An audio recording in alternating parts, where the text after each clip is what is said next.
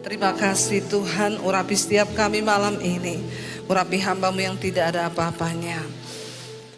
Roh, jiwa dan tubuh kami buka bagi kebenaran firman Tuhan. Di dalam nama Tuhan Yesus, yang percaya Tuhan di tengah kita memberkati kita. Katakan bersama, amin, amin. Tepuk tangan buat Tuhan Yesus saudara, haleluya. Silahkan duduk, ya, puji Tuhan. Dan saya dapatkan ayat ini saudara, kita buka bersama ya. Saya percaya ada sesuatu yang mau Tuhan bukakan buat kita. Pengkhotbah pasal yang ke-6. Pengkhotbah pasal 6 ayat 1 sampai ayat yang ke-6. Ada suatu kemalangan yang telah kulihat di bawah matahari ya. Pengkhotbah 6 ayat 1 sampai 6. Kalau ada kita baca sama-sama yuk. Ada suatu kemalangan yang telah kulihat di bawah matahari, bahwa yang sangat menekan manusia. Orang yang dikaruniai Allah kekayaan, harta benda dan kemuliaan, sehingga ia tidak kekurangan sesuatu pun yang diingininya. Tetapi orang itu tidak dikaruniai kuasa oleh Allah untuk menikmatinya, melainkan orang lain yang menikmatinya. Inilah kesia-siaan dan penderitaan yang pahit. Ayat 3. Jika orang memperoleh 100 anak dan hidup lama dan mencapai apa? Sampai mencapai umur panjang, tetapi ia tidak puas dengan kesenangan, bahkan tidak mendapat penguburan, kataku, anak gugur lebih baik daripada orang ini. Sebab anak gugur itu datang dalam kesia-siaan dan pergi dalam kegelapan, dan namanya ditutupi kegelapan. Ayat 5. Lagi pula ia tidak melihat matahari dan tidak mengetahui apa-apa. Ia lebih tentram daripada orang tadi. Ayat 6. Biarpun ia hidup 2 kali 1000 tahun, kalau ia tidak menikmati kesenangan, bukankah segala sesuatu menuju suatu tempat? Sampai di situ. Bapak Ibu, ternyata apa sih kebahagiaan dalam hidup kita ini adalah ketika kita diberi karunia untuk menikmati.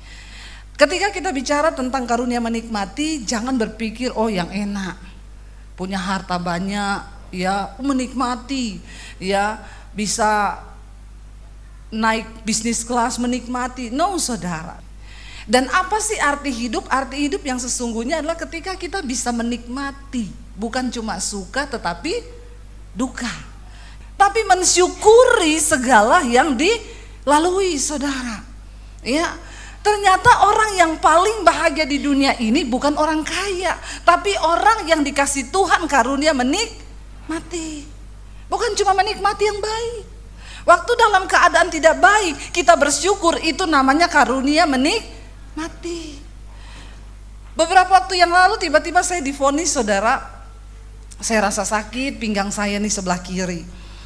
Sakit 2 bulan bukan 6 bulan, sudah tahunan. Tapi saya biarin. Saya pikir karena kecapean khotbah, terutama kalau dia datang sakitnya itu kalau saya habis khotbah 6 kali, ya hari Minggu itu sakit saudara di belakang.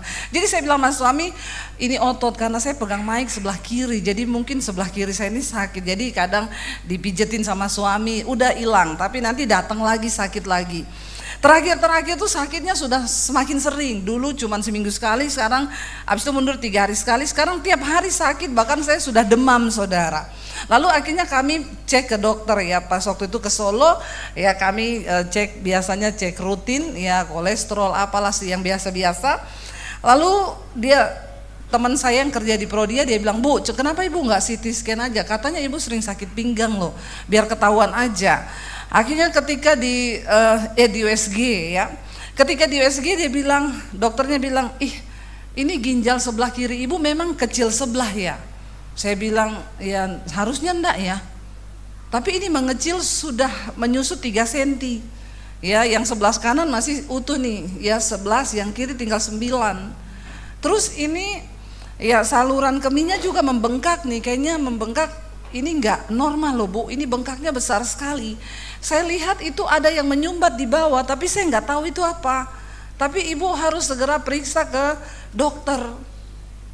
Saudara, kita dengar ginjal kita mengecil, menyusut 3 cm, stres enggak? Saudara manusia? Saudara stres? Ya stres saudara, saya juga stres. Biar lagi kata pendeta, ya nggak bapak-bapak pendeta?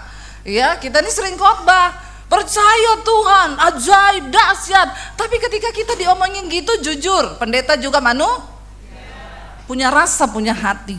Jangan samakan dengan pisau belati. Ya kan? Kita juga manusia. Waktu saya dengar itu, ciut langsung saudara nyali saya. Iman saya ciut waktu itu. Jujur, kita nggak bisa ketika, oh puji Tuhan, aman, percaya. No. Ketika normalnya manusia waktu takut, ya ada deg-degan. Justru kalau sudah nggak pernah takut, jangan-jangan kau sudah mati rasa. Perlu periksa itu, sakit jiwa pasti. Ya, kalau masih manusia normal, takut, termasuk pendeta. Ya, saya nggak mau pencitraan, saya ngomong apa adanya yang saya alami. Ya, karena saya juga manusia seperti jemaat pada umumnya. Lalu suami saya mau mencoba menghibur saya.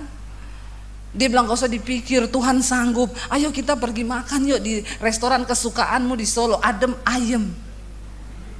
Dia berharap supaya saya adem.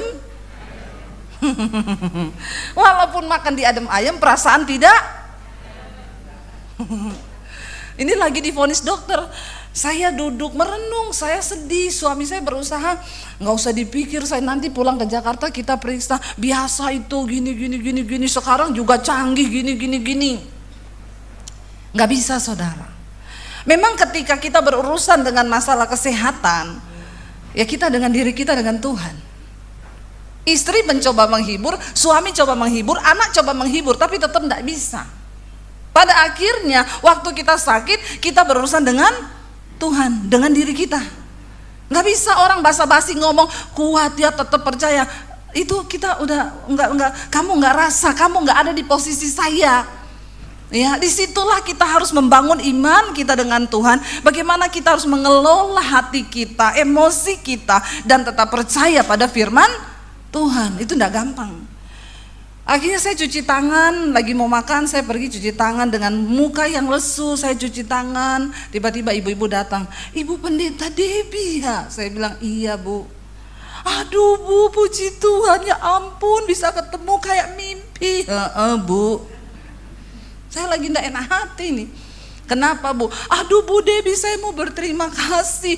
Ketika saya mengalami pergumulan yang berat banget, tiap hari saya dengerin khotbah Ibu. Sehari sampai 6-7 kali saya putar khotbah Ibu. Dan Ibu tahu apa yang terjadi? Saya itu kayak orang hilang ingatan. Saya tidak ingat masalah saya Bu. Tahu-tahu selesai. Saya kaget waktu dia bilang begitu. Dalam hati saya bilang, saya juga mau hilang ingatan Bu. Tapi bagaimana caranya? Ya, itu saya kayak ditampar loh saudara. Saya seperti ditampar. Loh, orang diberkati dengan khotbah saya. Dia hilang ingatan, gak pernah ingat masalahnya. Dia cuma dengar khotbah saya tiap hari, dia dikuatkan sampai akhirnya dia mendapat jawaban. Tapi saya tidak begitu. Saya hari ini lagi down. Dia tidak tahu. Lalu dia enak banget, ayo Bu kita foto ya. Ayo foto. Lalu saya duduk, saya bilang sama suami saya, Tuhan itu piye yo? Itu loh ibu-ibu itu loh cerita. Dia hilang ingatan dengar khotbah saya. Dia lupa masalahnya dan dia dikuatkan sampai akhirnya Tuhan menjawab. Saya bilang sama suami saya, aku yo mau loh hilang ingatan ini. Suami saya itu kalau saya ada masalah, dia selalu gini, ndak usah dipikir toh say, selehno pikiranmu. Saudara mudeng selehno pikiranmu? Piye caranya coba? Nyeleh ke pikiran ini piye? Saya bilang sama suami, kalau ada lemari ya tak simpen itu pikiran di lemari. Masalahnya kan iki ora iso disimpan. Iya Pak ya? Ya, ini kan melekat di kepala toh. Kita kan nggak hilang ingatan toh. Jadi saya sedih tiap hari udah saya ketika dengar vonis itu sudah berubah. Akhirnya kami pulang ke Jakarta. Saya langsung CT scan saudara. Begitu CT scan dokternya bilang, waduh ini ada batu yang menyumbat di bawah, sudah di saluran kemih ibu. Dan air udah gak bisa keluar. Makanya ginjal ibu ini terendam air sehingga dia sudah menyusut. Ibu ini bukan penyakit 6 bulan 1 tahun, ini lama loh. Iya saya bilang bertahun-tahun udah saya tahan. Iya, saya masih berharap ada mujizat. Setiap hari ada mujizat. Jadi dok bagaimana ini dok? Ya harus segera ditindaki dok, saya seminggu lagi harus berangkat ke Israel, saya bawa rombongan. Atau jangan operasi dulu, saya bawa obat. Saya enggak berani ibu-ibu berangkat ke sana. Takutnya di sana ibu anfal, itu akan semakin parah. Ibu biaya berobat di sana berapa? Ya, dan ini ibu bukan orang sana, bagaimana caranya? Jadi gimana dok? Lalu dokternya mulai kasih saya, ini begini bu, ini kan nanti harus dioperasi, ya, karena batu ini hampir 3 cm, dia sudah tidak bisa keluar normal, nggak bisa, biar mau diapapun tidak bisa, kecuali masih 1 cm, di bawah 1 cm itu masih bisa keluar. Ini hampir 3 cm batunya ibu, udah 2,9 berapa. Jadi harus dioperasi. Kalau ibu mau berangkat ke Israel, nih berarti ibu masuk saya bilang hari Minggu saya masih ada pelayanan. Ya udah berarti Minggu sore habis pelayanan bisa. Ibu operasi Senin, Selasa keluar, Rabu kan Kamis berangkat ke Israel. Tapi kalau operasinya biasa, itu harus dibelah dari belakang. Ibu nggak bisa kemana-mana. Ada sekarang baru bu alatnya, pakai teknologi AI. Tidak ada luka, ibu bisa langsung berangkat ke Israel. Tapi harganya juga AI. Saya bergumul saudara. Saya share beberapa hamba Tuhan, mereka bilang, bu beriman. Ya, ibu pendeta. Malu saya, karena setiap malam di mesbah doa saya baca, bu shalom saya mau bersaksi, wow Tuhan dahsyat, saya nih divonis dokter harus pasang ring, tapi tiap malam saya ikut mesbah doa ibu, ketika ibu berdoa buat yang sakit saya tumpang tangan, dan puji Tuhan ketika mau dipasang ring, dokter lihat ringnya sumbatannya hilang. Setiap malam saya baca begitu-begitu. Ibu saya ada batu ginjal, dokter bilang harus operasi, tapi saya berdoa, saya imani, saya tumpang tangan, waktu mau dioperasi dokter bilang batunya hilang. Kan kita sering dengar yang begitu kan saudara. Saya ini hamba Tuhan yang membaca kesaksian jemaat yang ngomong ketika Ibu Debbie berdoa di mesbah doa untuk yang sakit, saya imani. Sekarang Tuhan sembuhkan. Lah saya nih Debbie Basir, yang sering orang bilang sembuh karena ikut dengan doa saya. Saya tuh sempat down loh saudara sama Tuhan. Saya bilang, Tuhan, dalam nama Yesus saya masih menggerakkan iman saya sepenuhnya. Aku percaya dalam nama Yesus ini batu keluar akan menjadi kesaksian yang besar. Di toilet, di dapur, di WC saya doa terus saudara. Tapi enggak bisa. Satu kali saudara ketika, masa iya sih Tuhan saya harus dioperasi, udah mau besok ini, mau besok, masih dua-dua hati, nggak usah ya. Suami saya bilang, ya kalau dokter bilang itu nggak apa-apa juga loh, operasi nggak dosa kok. Ya bukan, masa Tuhan itu kan sama dengan Tuhan orang-orang itu yang bersaksi. Saya berdoa saudara, dalam satu perenungan ketika saya berdoa saya bilang, Tuhan kenapa saya harus dioperasi? Tuhan kan bisa ambil batu itu kan. Lalu Tuhan tuh ngomong begini, mujizat yang terbesar itu bukan waktu ada batu hilang, itu biasa. Mujizat yang terbesar ketika engkau mampu melewati proses itu dan engkau tetap bersyukur. Itu mujizat yang besar. Amin saudara. Karena waktu masih kanak-kanak ya bisa saudara, Tuhan melatih orang tuh beda-beda sesuai imannya. Ketika engkau ada di meja operasi, engkau merasakan ketakutan dan engkau bisa melawannya dan engkau bisa bersyukur, itu mujizat yang terbesar. Karena engkau mengalami proses itu. Supaya kamu juga tahu, merasakan kalau ada jemaat telepon, bu saya lagi di meja operasi, doakan ya bu. Kadang kita pendeta cuma, oh iya udah bu tenang, percaya ada Tuhan Yesus. Ya enggak? Tapi ketika kita melewati sendiri, kita tahu perasaan jemaat itu, oh seperti ini loh.